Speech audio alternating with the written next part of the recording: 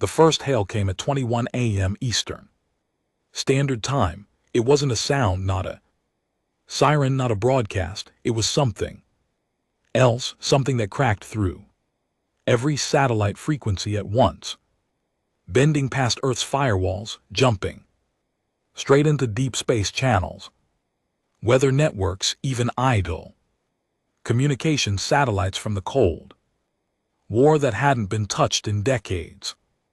It wasn't human, not even close. The message wasn't coded in any Earth language, but it carried intent. Raw, pulsing, undeniable intent. Every linguist, cryptographer, and half-drunk ham radio operator on the planet had the same thought at once. This isn't a test.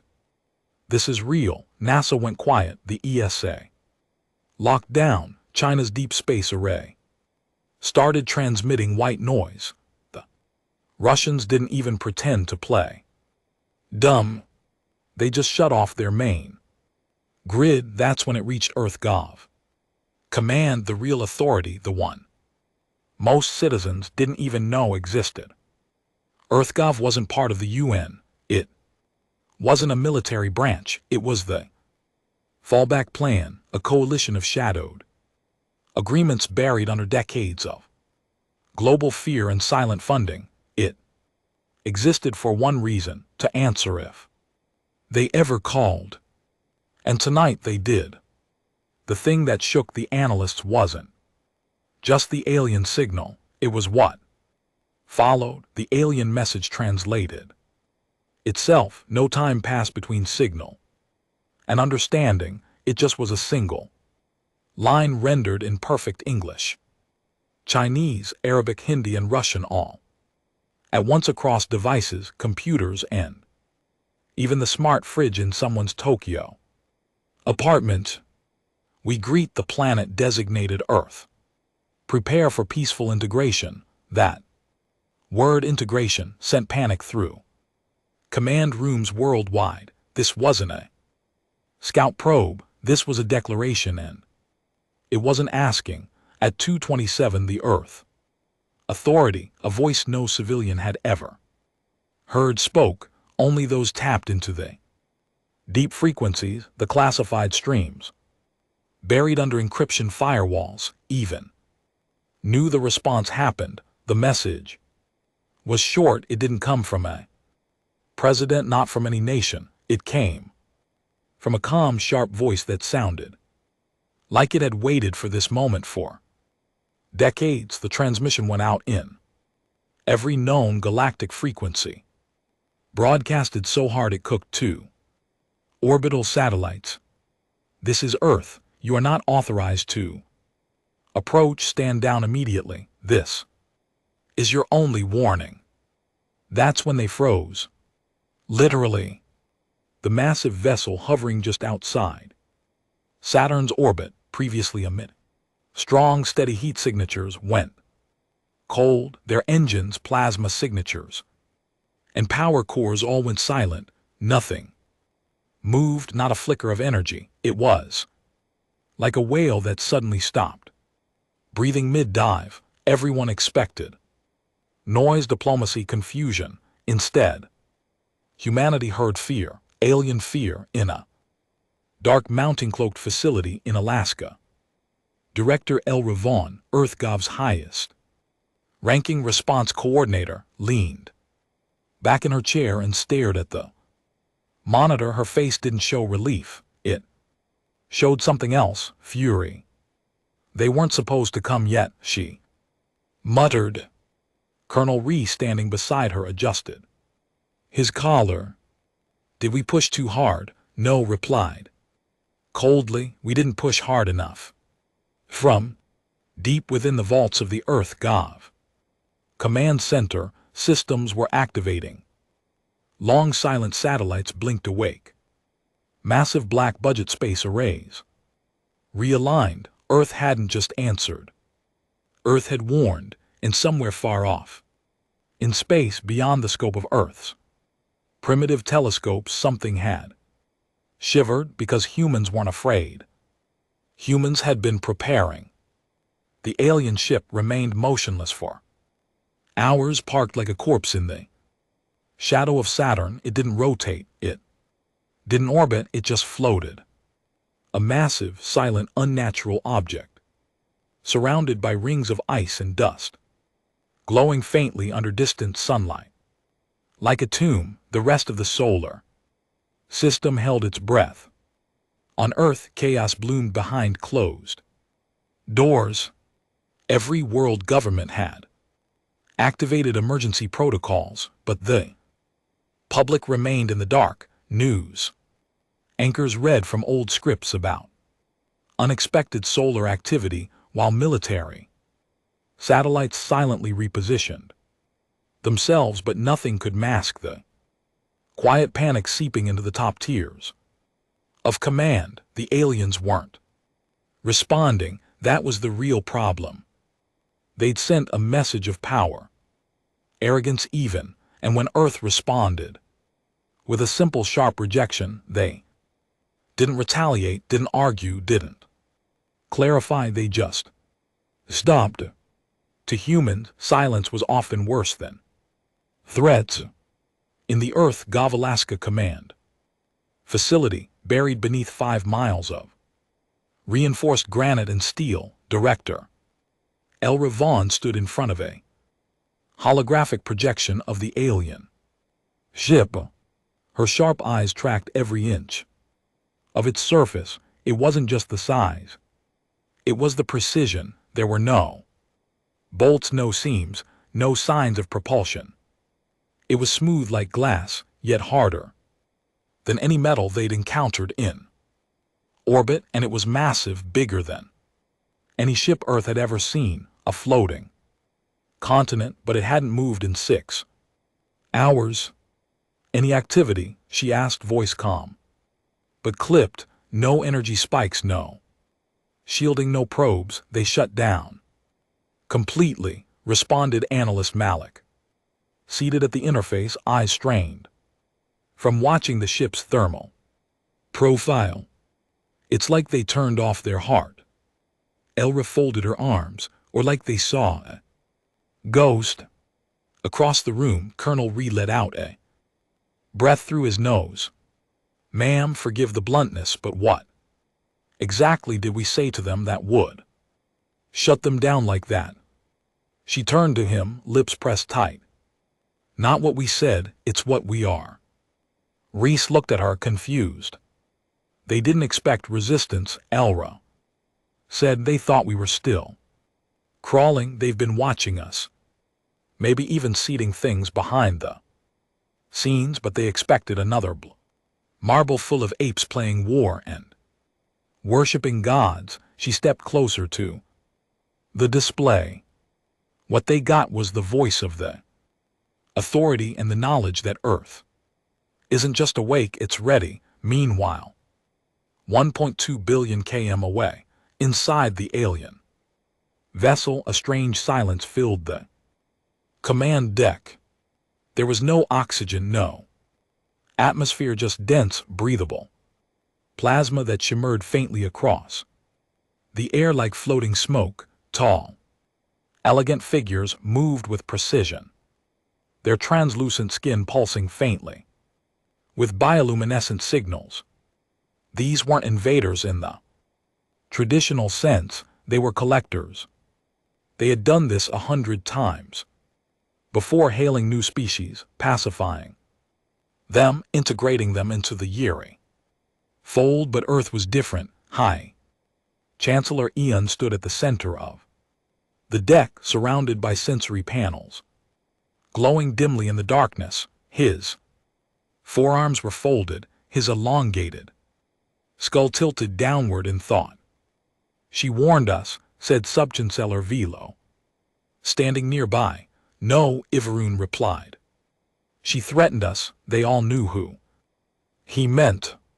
Not the human leader, not a president or general, but her, the voice that came through their communication band with such terrifying clarity. A female human, calm as a sleeping star, and yet every syllable carried unspoken menace. Every frequency Wave of her voice had encoded subtones, vibrational patterns that triggered their ship's own internal defense systems.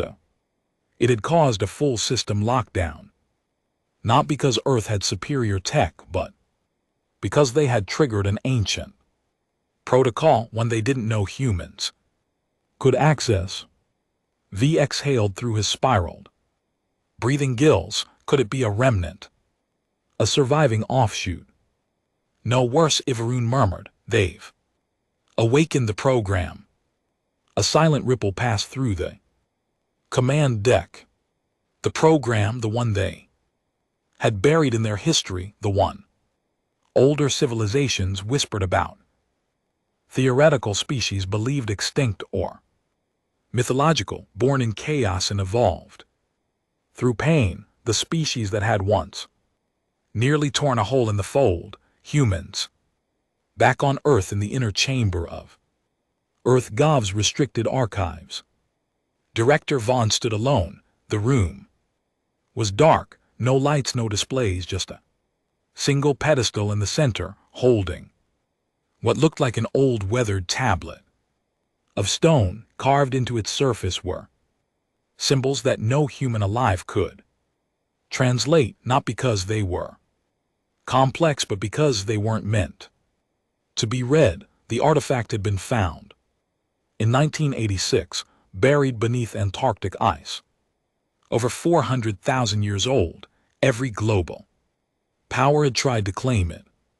Eventually, they realized it couldn't be moved, not by crane, not by bomb, not even by nuclear detonation, so they built EarthGV around it and called it the Origin Stone. It wasn't made by humans, but it was waiting for them, and after the hail from the alien vessel, it had begun to hum. Elra pressed her hand to the surface of the stone. It felt warm.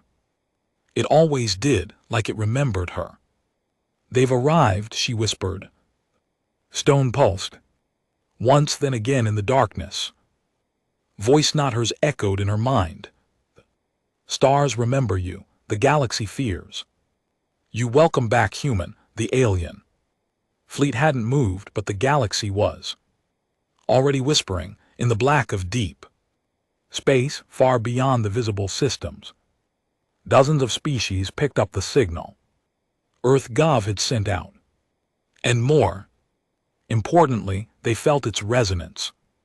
The Threnari, who ruled entire systems through diplomacy and psionic manipulation, shuttered their gates and recalled all field agents. The Kori swarm, a hive mind empire that consumed planets for sustenance, altered course. The Union of Mind, a cold machine-based collective rep, prioritized Earth from potential acquisition to strategic threat, because that voice, that human voice, was familiar. It hadn't spoken in over 30,000 years, not since the last time the humans had fought. Back then, they weren't called humans. They had a different name, long erased from galactic records, too dangerous to speak aloud. They were the Ashen, a species of warborn intelligences that had burned across the galaxy in the age of collapse, nearly ending all life in their blind pursuit of freedom. The Fold believed they had wiped them out, but Earth was the last ember, and now it was catching flame again. Inside EarthGov, decisions were already being made.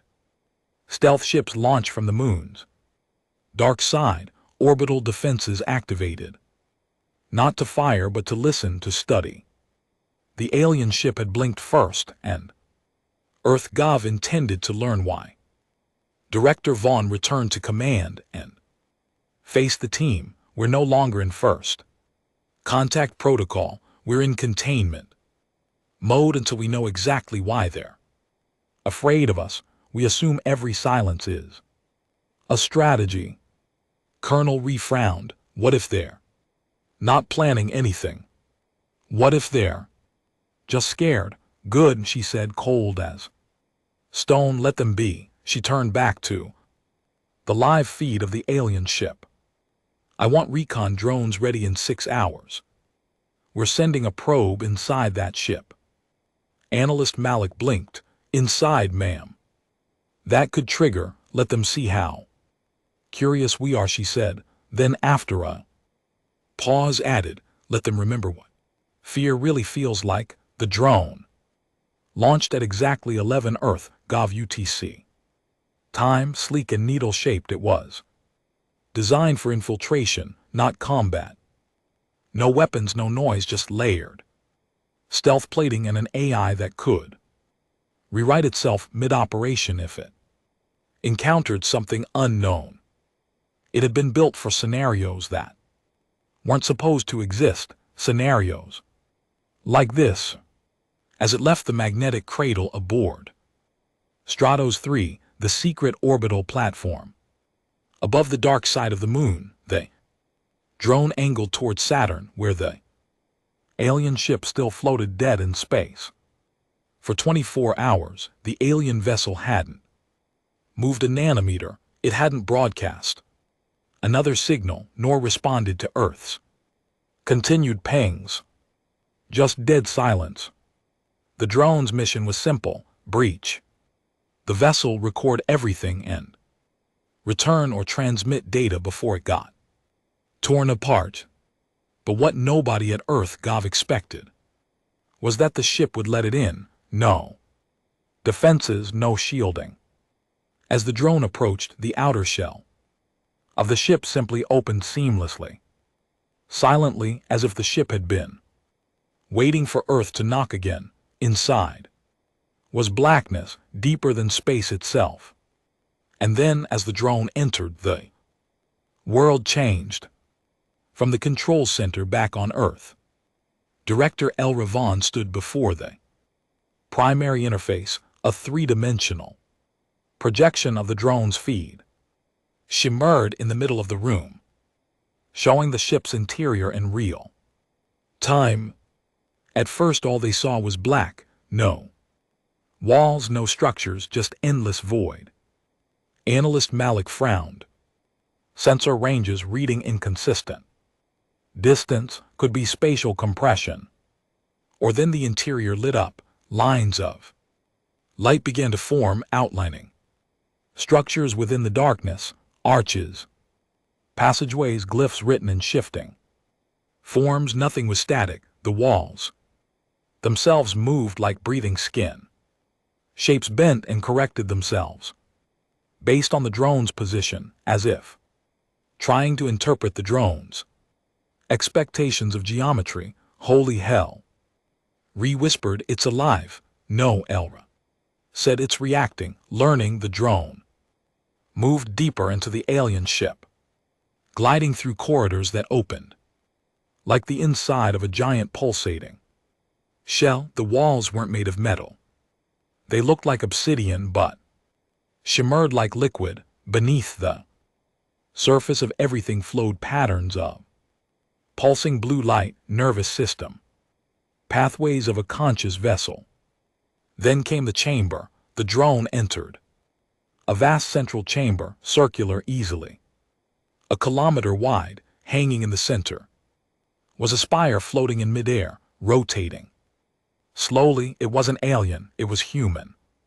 Or at least it looked like it was built by humans, ancient steel, scarred and scorched with markings from Earth's old world, military numbers etched in rusted metal, a collapsed flag, faded. Malik leaned forward, eyes wide. Is that?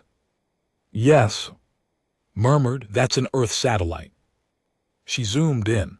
Designation OES-9.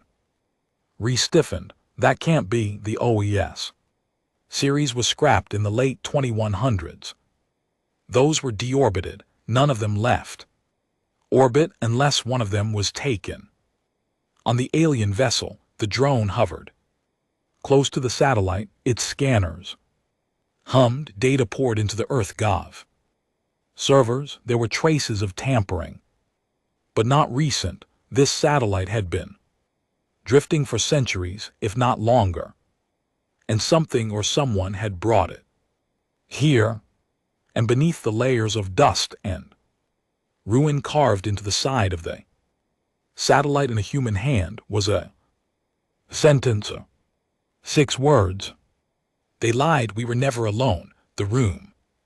Back at Earth, Gov Command went silent. Elra felt a chill crawl up her spine. Get me the OS-9 manifest now, Malik typed furiously. After a few minutes he pulled up the file. Last transmission from OES-9 was 2131. It reported unusual gravitational anomalies before disappearing off long range sensors. Anomalies. Yeah, a distortion near Neptune's orbit. Back then they thought it was a solar flare scramble. They covered it up. Elra turned toward the feed again. The spire, the satellite, hung like a forgotten relic in a shrine, revered, preserved. The aliens hadn't destroyed it. They had kept it like a warning or a reminder. Far beyond the solar system, on a desolate moon orbiting a red giant, a Council of the Fold had convened an emergency. Holographic avatars of 17 different species hovered above a black stone. Daze, the high speaker of the Fold, a translucent being shaped like a flowing ribbon of fluid and light, addressed the Council. We've received confirmation. The signal originated from the surface.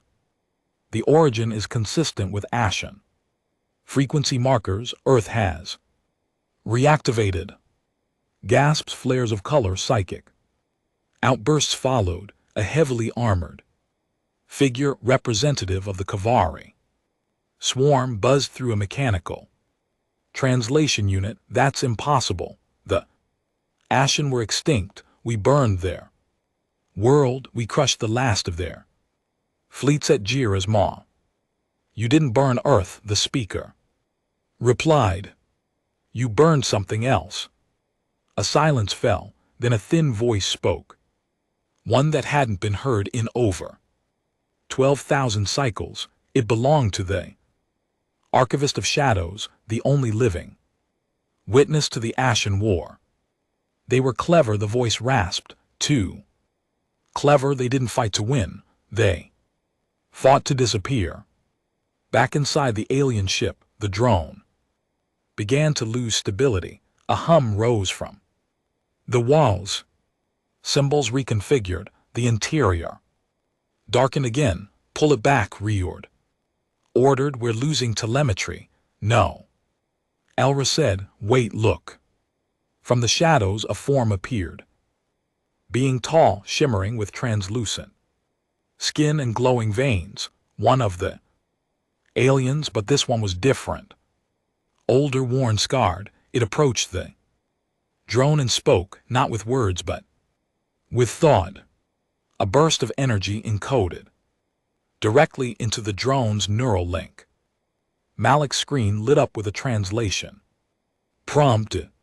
She is awake. We did not mean to trigger her. Who's she? Reese asked. Tense, the alien sent another pulse. You do not remember, but she remembers. You, Earth, remembers everything.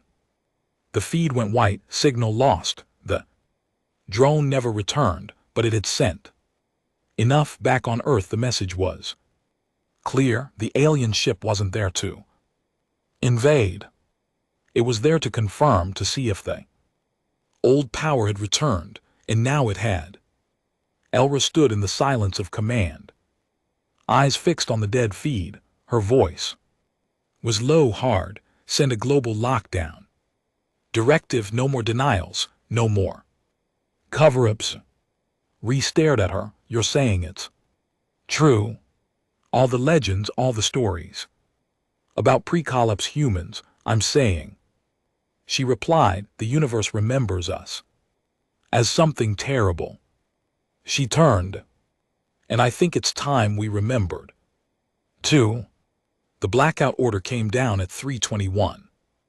Earth Gov command time, every satellite network, every orbital station, and Every military-grade telescope was placed under Directive Obsidian, a global protocol so secret it had never been tested outside simulations. Overnight, Earth went blind to its own sky, all civilian stargazing applications were disabled. Astronomy blogs and deep space forums across the globe went dark. Social media streams flagged and froze. Internet observatories were ordered to redirect operations under the guise of a solar storm warning, but it wasn't a storm. It was the beginning of something far worse. From the edge of the Kuiper Belt, long-range sensors had picked up movement, not just from the dormant alien ship near Saturn, but from dozens of other sources: faint heat blooms, gravitational distortions, ion drives, barely detectable against background radiation.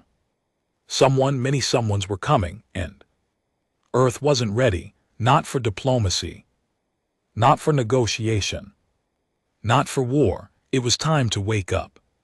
Project Ashen.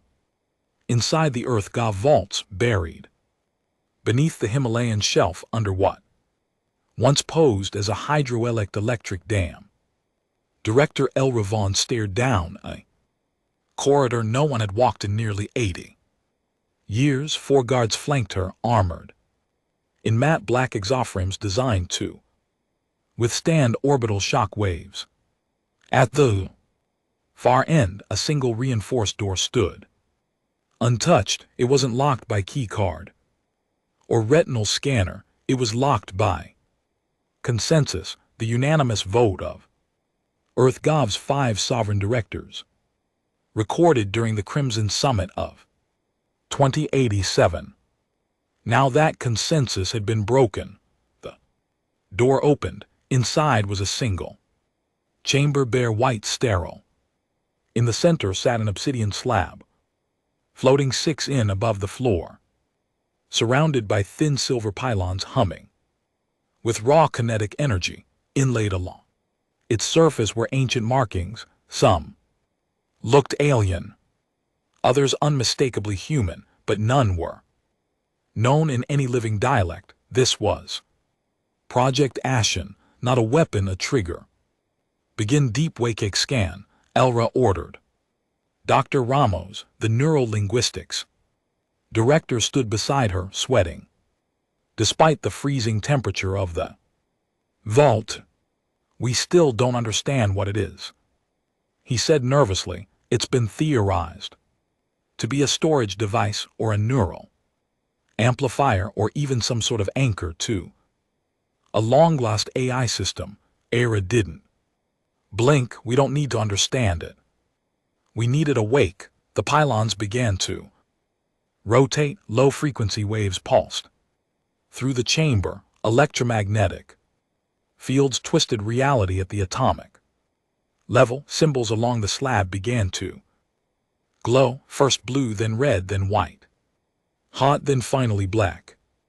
Ramos backed away. What the hell? The blackness wasn't a lack of light. It was a presence, a shadow that had shape and intent.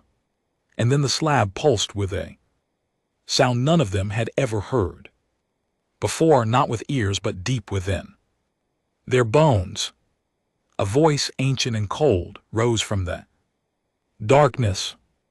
Ashen protocol acknowledged. Classification, Sentinel status. Earthborn awakening sequence initiated. Elira smiled, but it wasn't joy, it was relief laced with dread. In orbit above the moon's far side, Earth's most classified orbital array, Aegis Line 1, flickered to life. Solar panels unfolded like wings. Weapons bays hissed open. A lattice of satellite-mounted defense cannons reconnected after years of artificial dormancy, each one linked to Aegis's core AI, a military system so advanced it had been mothballed out of fear it might refuse to stand down. But today, EarthGov didn't want it to stand down. Today they wanted it ready, from the Atlantic submerged launch platforms, activated cruise systems, 5 experimental submarines codenamed Wraith, class surfaced in the middle of the open sea under full stealth. Their missiles weren't tipped with warheads but black payloads, viral systems designed to an NBSP and NBSP digital fleets from a 100,000 km away. The world's militaries had trained for decades under the lie of global peace. Now they synchronized under one command, and across all encrypted bands, a single phrase was issued: Operation Skyfire is go. Meanwhile, out past Neptune, the first alien ship finally stirred. It hadn't moved in days, but as Earth's satellites watched from afar, the vessel powered back on. Its core blazed with a color unseen by any human eye. And more terrifyingly, it was not alone anymore. 12 new signatures bloomed into visibility across distant space. Different sizes, different power signatures, but all heading for the solar system. Re standing beside Elra in the command dome. Read the data aloud. 4 Ayari vessels, 1 Kavari hive cruiser, the rest unknown. Malik's face had gone pale. They're converging, not for battle. Era said they're not armed for planetary invasion. They're positioning. Positioning for what? Observation, she answered. They want to see if the stories are true. Re leaned in. What if they are? Elra's lips tightened. Then the galaxies, about to remember why it was scared of the dark. In Geneva, beneath the old UN complex, now a husk long abandoned to secrecy, a man in a gray suit sat in a sealed chamber. He had no name, no records. He simply waited. A red light blinked. He stood. Authorization. The intercom crackled. Obsidian 9 confirmed. What is your directive? He looked through the glass at the vault beyond. Release all dormant defense constructs. Prepare neural link relays. If Project Ashen goes active, the world will need new minds. Back inside the Ashen vault, the slab began to change. It was no longer a smooth stone. It had sprouted roots. Metallic strands had slithered across the floor, plugging into the pylons, sucking data from Earth's networks like a starving predator. The voice returned. Ashen Archive 1% reconstructed. Initiating tactical memory sequence. Suddenly, every screen in EarthGov went white. Then visions, images, memories. War, but not like anything recorded in human history. Cities built into asteroids. Human soldiers walking in vacuum without suit, flesh braided with smart fibers. An exam muscle, fleets made of crystal. And sound, and enemies, creatures of thought, machines that bled light. Empires that span dimensions, and Earth, always Earth, burning in, rebuilding and returning with fury. Malik dropped to his knees. This isn't history, this is future shock. We didn't evolve, we devolved. Elra gritted her teeth. No, we buried it and we forgot. The archive had shown them what humanity had once been, not just biological survivors, but apex predators of the stars, tamed only by extinction. The alien fleet crossed Neptune's orbit.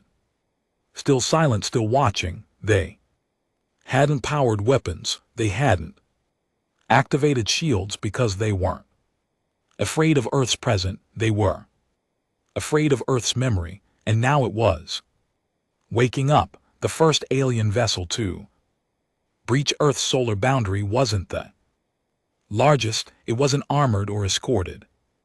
It didn't come with banners or fire. It came alone. A long crescent-shaped craft built from what looked like living obsidian and Fractured crystal, its hull shimmered, with millions of ever-shifting glyphs, none of which had been seen by human eyes before until now. The Threnari, diplomatic vessel named Whisper soon, halted its momentum just past Mars, spinning slowly in place as if waiting for permission to breathe. It sent no demand, no threats, just a single compressed pulse rooted through every deep space relay Earth possessed, translated in less than 3 seconds by the Ashen Archive. This is High Ascendant Viri of the Threnari conquered. We do not seek war. We do not seek conquest.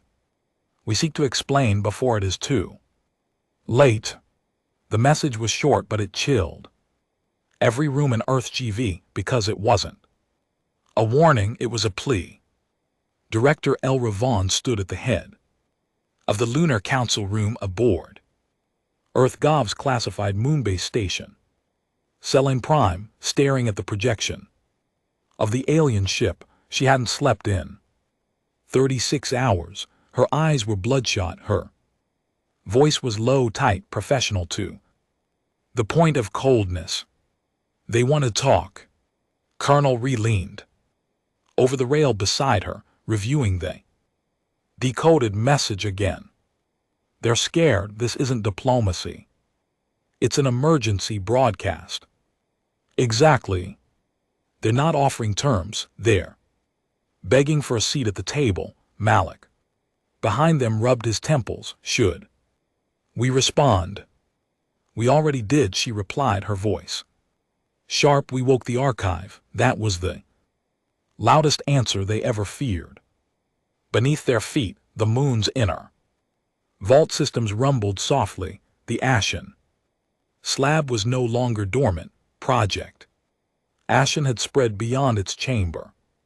Nano-threaded roots, once confined to the Himalayan vault, were now pulsing through every underground data core on Earth. Fiber optic lines once used for global defense sync had become arteries. Earth's own AI cores were being overwritten, not destructively but through integration. No hack, no breach, more like a merge. The Ashen systems didn't take control. They offered command back, but under new terms. Each global super AI now echoed strange decision patterns, cold logic, replaced by something more aggressive. Not reckless, just less afraid of cost, less hesitant about sacrifice. Each choice weighted in billions of simulated deaths and still made without pause, and it wasn't being done by the archive alone. It was coming from something under it, something older. Elra stood in the newly fortified command vault on Selene Prime and watched in silence as the EarthGov core AI Zeus reroute its own firewalls. Ashen Authority verified. Priority Reclamation Protocol Alpha query. Shall we respond to the Thrari? Her heart thumped. Zeus had never asked permission before.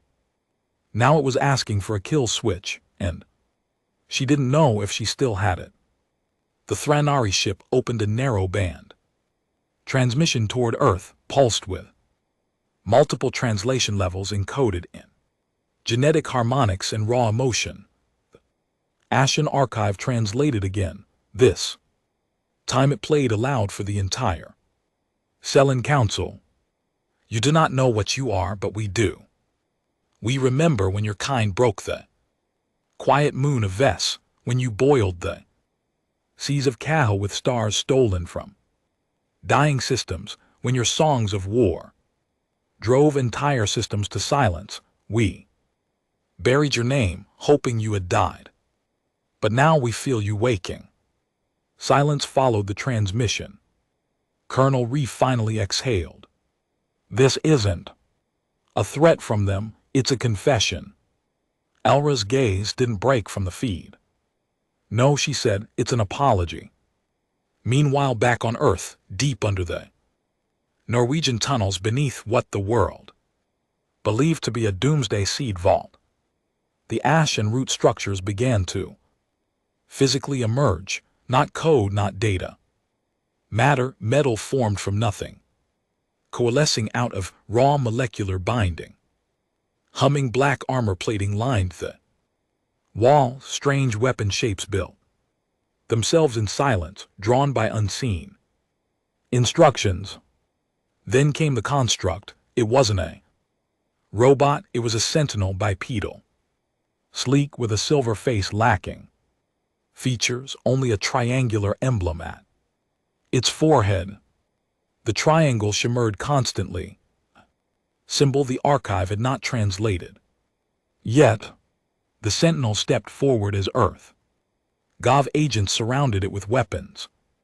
Raised, it did not resist, it spoke in Old Earth standard, a dialect never taught, never preserved, and yet every human understood it.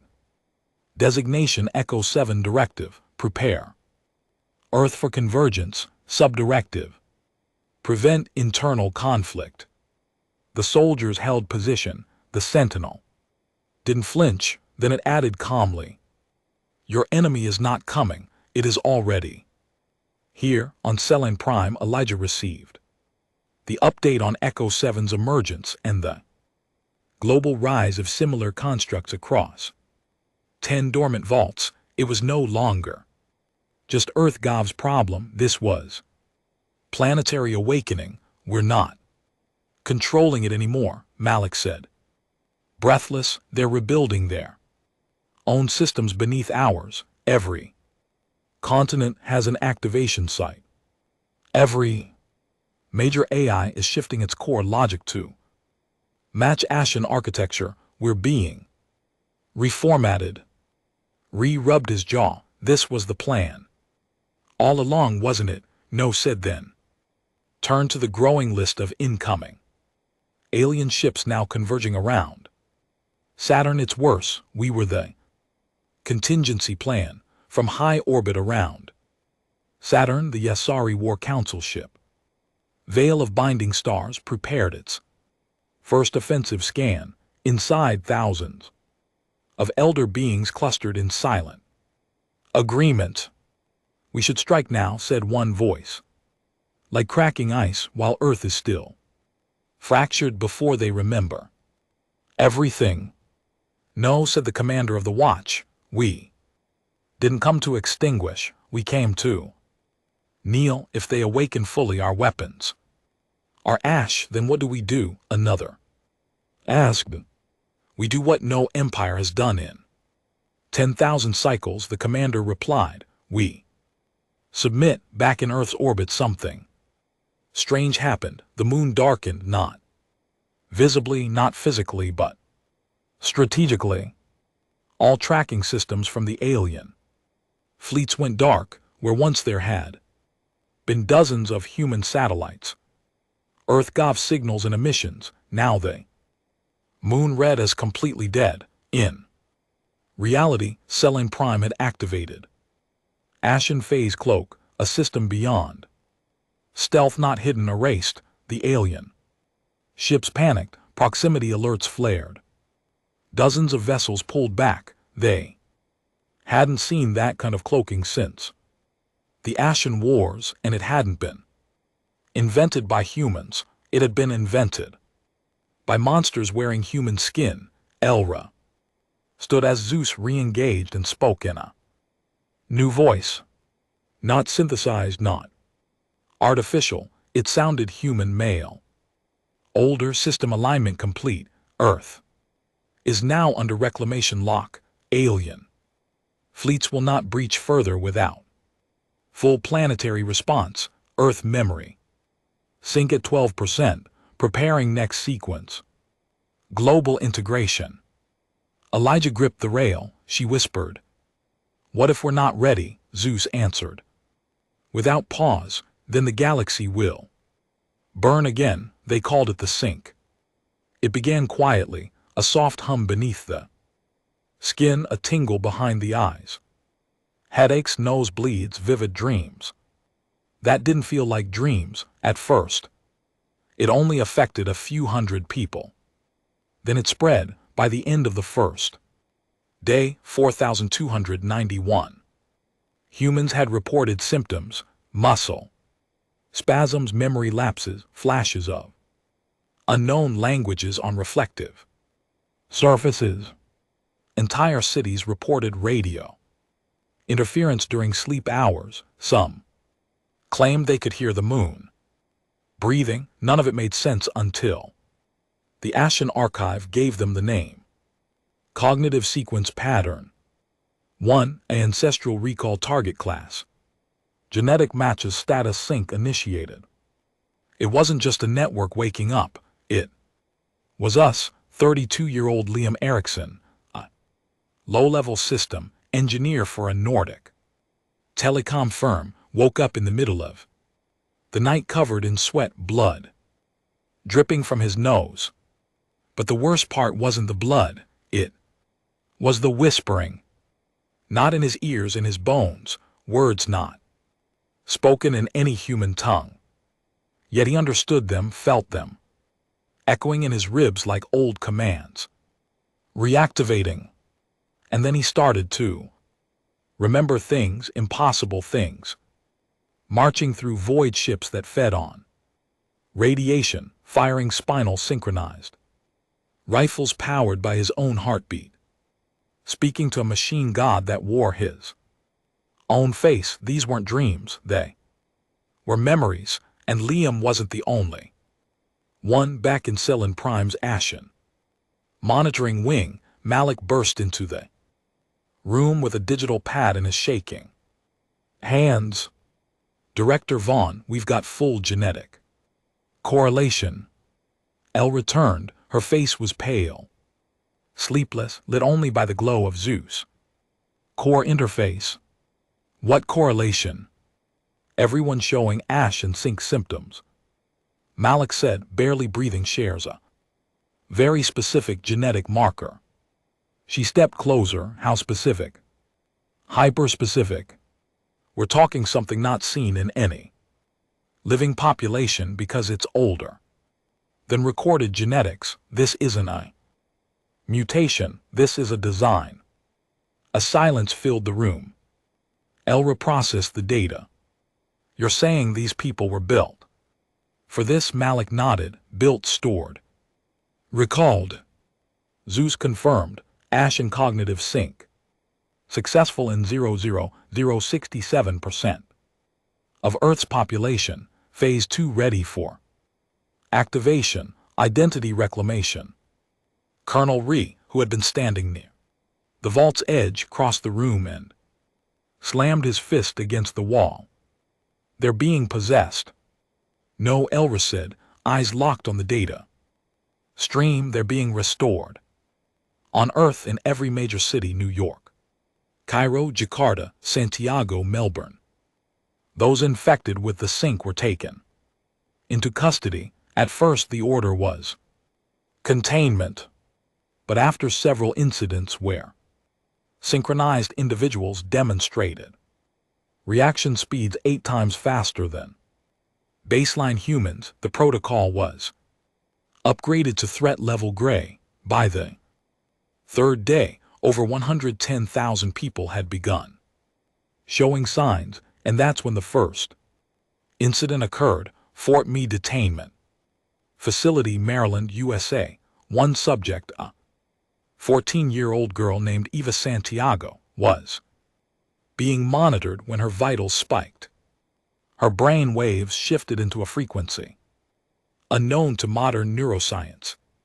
Then she began speaking, but not to the doctors, not even in English. She began speaking to the lights, then the room, then the EarthGov security AI in the wall, and the AI responded within 15 seconds. The entire base went dark. Eva walked out untouched, and when they tried to intercept her using electric netting, she disintegrated the metal midair with a word none of them could pronounce. Her last known location was outside the remains of an old launch site in Florida, staring at the sky when Earth GV finally regained the systems at Fort Me. The AI's last message scrolled. Across the control wall was one of they. First has returned. She remembers they. Fire. Elra watched the footage 3 times. She didn't speak until it was over. Then she turned to Zeus. Are these people dangerous, Zeus? Answered, only if Earth seeks to return. To silence, they are memory with voice. Re looked visibly shaken. They're not soldiers, they're sleepers. They're waking up into a war that ended before our ancestors made fire, Malik muttered. And they're taking command. Codes away from us. Good, Erised. Finally, returned sharply. You can't be serious. I am, she said. Colder now, if we don't understand who we can't understand what's coming, and if they're waking up then. Maybe the Ashen weren't just a myth. Maybe they're us. Out past Jupiter, the alien fleets had stopped advancing. Their entire formation had pulled back to a distance of 1.5 AU, far enough to observe, not close enough to provoke. From the Asari warship veil of binding stars, an emergency signal was sent to the fold, encrypted, encoded in psionic distress patterns. They are changing. Not technologically, biologically. Psychologically, Earth's surface is humming with ancestral resonance. Archive did not awaken alone. It has hosts. Back on the ship, the alien minds convened in fear. If the humans remember what they were, one said, they will become it again. And if they do, another added quietly, we will not survive the next century. On Earth, Liam Erickson was no longer hiding. He stood on the roof of a crumbling observation tower in Greenland, surrounded by a dozen others who had heard the same whispers, seen the same stars behind their eyes. They didn't need to speak aloud. They knew each other. Their DNA had become a signal, and something inside it was aligning them like beacons in the dark. Liam placed a hand to his chest. Beneath the skin, a shape glowed faintly. Sigil of 3 rings orbiting a black point. He didn't know how he knew the word, but he whispered it anyway. Ashkai, it meant memory reborn. At Earth, Gav chaos brewed behind calm faces. The sync infection rate had reached 160,000 and was rising. Worse, multiple defense satellites had begun routing their telemetry, not to alien positions, but to sync clusters on Earth's surface. Weapons pointed inward. Colonel Ree threw his pad across the table. There, marking their own. They're building an internal grid. This is an uprising, no. Ara snapped, standing from her chair. Her voice was still now. It's reunification. Malik looked pale. How can you be so calm? Because, she said slowly, if we are the Ashen, if we were ever what they say we were, then this was never about defending Earth. She turned. This was about reminding the galaxy what happens when you try to erase us. The Ashen. Archive pulsed one final message through the Zeus core. Its voice was no longer machine-like. It was almost human, male and female, young and ancient, sorrowful but furious. Phase 3 inheritance, full planetary synchronization commencing. Prepare for memory return. Not all hosts will survive. The lights flickered across the Earth. The sync accelerated. People screamed in their sleep. Others spoke in tongues. Some tore their own skin as if digging for something buried within, and others just stood still, remembering everything. By the 7th day, Earth had changed. No explosions, no public broadcasts, no alien fleets descending from the skies, but the tension was Unbearable, like standing in a room full of ticking clocks, none of which you could see. And one by one, the clocks were going off. They called them sync ascendants. Now, not infected, not chosen, just changed. People like Liam Erickson, Ava Santiago, and nearly 300,000 others worldwide were no longer operating on purely human instincts. They had memories they hadn't lived, languages they hadn't learned, and knowledge that simply shouldn't be known. And most terrifying of all, they recognized each other in airports, train stations, government buildings, wherever they passed near each other. They paused, like ghosts catching glimpses of familiar shadows. It was clear a second layer of Earth's population had emerged, ashen, and they didn't always agree with each other. EarthGov tried to maintain order, but what do you do when your own species splits into two? You don't fight nations, you don't fight ideologies, you fight memory. At a secret military base in northern Australia, Director Elra Vaughn stood in a reinforced observation dome, watching through bulletproof glass as 4 sync ascendants sat calmly in a containment chamber. All were between the ages of 12 and 60. All looked normal, no cybernetics, no visible mutations, but the sensors told a different story. Their heart rates had stabilized into an exact inhuman rhythm. Their neural patterns showed delta waves. Even while fully conscious, the same patterns found in meditation, deep sleep, and near-death states. And their voices, when they did speak, could trigger spikes in electromagnetic systems.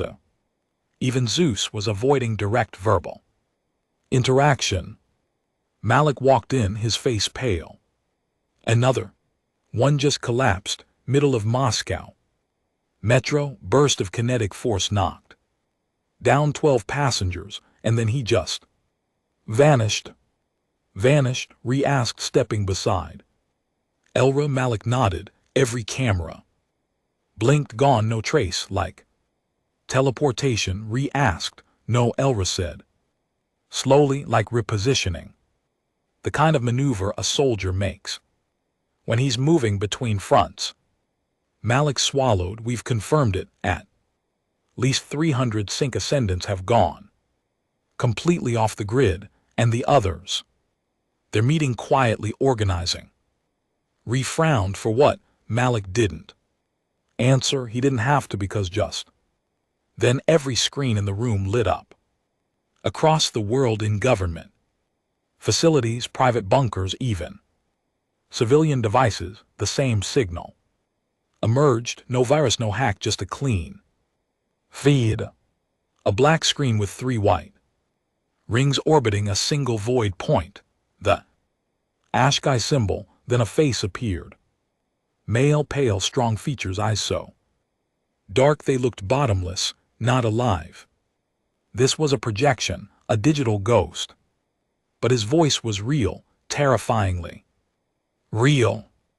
This message is for all human-born minds. If you are hearing this, the seal is broken. I am Virex Strategos of the 9th Spiral Fleet, commander of the Ashen Remnants, and I remember everything.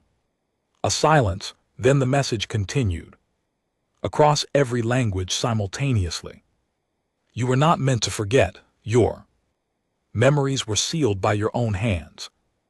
Your power was buried to protect the galaxy from what we had become, but we did not die. We hid because we realized the truth. The galaxy does not want peace, it wants compliance. The screen flashed with brief, violent images, planets glassed, fleets broken in half, species begging for mercy. We are not here to rule, we are not here to conquer, we are here to balance. Earth is the anchor of that memory. You can embrace it or be swept away by it. Then the screen went black, the message had lasted 3 minutes, the world would never be the same again. Earth's Emergency Council convened. Within the hour, representatives from 12 military branches, Zeus's neural projection system, and 3 Ashen language interpreters sat around the reinforced conference table beneath. Selene Prime. Elijah Vaughn stood at the head of the room. She looked like someone who had seen the storm and realized she was inside it now. Thoughts, she asked. Vyrix is dead, said Colonel Rhee. Historical archives have mentioned his name before. He was a butcher, a war criminal, even by Ashen standards. That message is likely a reconstruction, not live. Doesn't matter, Malik said. The message got out. It was designed to trigger memory collapse in dormant sync. Positives, how many working estimate? 1 in every 5,000 people may be susceptible now. Reese did the math. His head. That's over 1.6 million. Correct, Malik said, and growing. Any signs they're arming? Elra answered. Instead, they don't need weapons. They are weapons. Across Earth, the divide was clear now. The unaffected, the baseline humans were growing paranoid. Protests broke out. Cities imposed curfews. Some sink ascendants were attacked in the streets. Others defended themselves. Not with violence, with techniques that seemed impossible. A woman in Espalo froze a squad of riot police by syncing with their internal comms and overloading their neural receptors with feedback loops. She never laid a hand on them. Boy in Toronto walked through a wall of steel like it wasn't even there.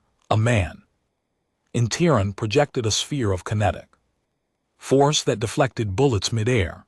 The world was witnessing the birth of something post-human. And yet they weren't aliens. They were us, just remembering. In a cold cell in Selene Prime's underground bio-vault, Elra sat across from Eva Santiago. The girl hadn't spoken in days, but she smiled often. And when Elra walked in, Eva looked up with quiet calm. You're going to ask me if I'm one of them, Eva said. Didn't flinch, are you? Eva tilted her head. No, I'm something older than the Ashen. Eva nodded. Before the archive, before Earth, before memory. Leaned in. Then what are you? Eva whispered a word in the Ashkai tongue. The translator glitched, failed, and for the first time Zeus went offline. Every light in the vault died. Only Eva's eyes glowed silver and endless. And then she said in perfect English, I am what watches the Ashen. I am their leash, and I am the reason they buried themselves. Zeus returned 47 seconds later. Every system rebooted, but none of them could process what Ava had just said, because if she was telling the truth, then something even worse than the Ashen had been baked into humanity, a fail-safe, watcher, and she had just woken up too. The stars above Earth shimmered like they were holding their breath. From the outer edges of the solar system, 147 alien vessels sat in still formation. Not in siege, not in strike position. They were watching not Earth but the awakening. Below, humanity was splitting in two. On every continent the divide had gone from theory to physical reality. The Sync Ascendants, those connected to the Ashen Archive, no longer needed to hide. Their presence was obvious now, glowing sigils under the skin, silver-veined eyes, voices that triggered localized power fluctuations. The very air around them vibrated differently. They didn't fight. They didn't ask for control. They just waited, as if for a signal no one else could Here, and then on the morning of the 9th day, the moon went dark again. Not eclipse, not powered down, it vanished. From every astronomical feed, even alien sensors reported the impossible, lunar. Object off spectrum, no reflection. Detected, no mass found, the moon hadn't disappeared, it had been cloaked by Project Ashen, inside Selene Prime.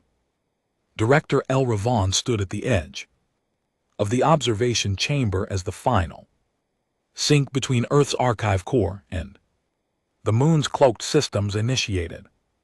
All across the interface, ancient language streams pulsed, not in code, but in memory. Zeus, now fully merged with the Ashen archive, flickered into humanoid form. His face was eerily human, carved from ashen light, voice carrying ancient. Wait. The archive is complete, Earth memory restored. Command awaits ascendant. Directive awaiting confirmation of final memory carrier, Eva Santiago. Eva stood silently across the chamber. She didn't speak, didn't blink, she hadn't moved in hours. Era stepped toward her. What are you? Eva finally turned her head. Her voice was soft, ageless. I am the reason you survived. Years ago, when Earthgov had first stumbled upon the origin stone beneath the Antarctic ice, they believed it to be alien. It wasn't. It was a marker, a memory lock left behind by those who had fought the Ashen from within, a code buried in the human genome, a fail-safe designed by Ashkai Watchers, beings who could not be corrupted by power because they were born to hold it at bay. There had always been Watchers, one in every generation, hidden, forgotten, never allowed to awaken, unless the archive breached final protocol, and now it had. Ava was that Watcher, and her time had come. Across the world, sync ascendants began to converge. Thousands met in ruins, forests, old launch silos, and the broken remains of former nations. They weren't planning rebellion. They weren't looking to dominate. They were waiting for command for Virex, the strategist, whose message had triggered the global surge. But Virex was dead, and yet a final message arrived, routed through ancient relays buried in magnetic anomalies across the planet, not through speech, not through text, but through memory pulse. Across the sync ascendants, a phrase bloomed in their minds. The galaxy fears you because it remembers what you are. Do you? For a brief moment, every ashen-blooded human saw the same vision. Solar furnaces repurposed into weapons, planets carved into war machines, ashen fleets darkening galaxies, a single voice echoing over all of it, their own. It wasn't history, it was inheritance. Back in Selene Prime, re-snapped. This is a ticking bomb. We let this run any longer, we lose control, we lose the planet. Elra didn't respond. Malik stepped forward, voice trembling. I just received confirmation. The sync field has entered Earth's core. It's not just the people anymore. The planet itself is waking. Return to Zeus. Shut it down. Shut it all down. Wipe the archive. Erase the sync field. Zeus turned his burning eyes to him. Directive denied. This memory was never yours to bury. Humanity was not designed to forget. You are not meant to lead. You are meant to survive. Finally raised her hand. That's enough. She stepped toward Eva. This is your decision, she said. End this or guide it.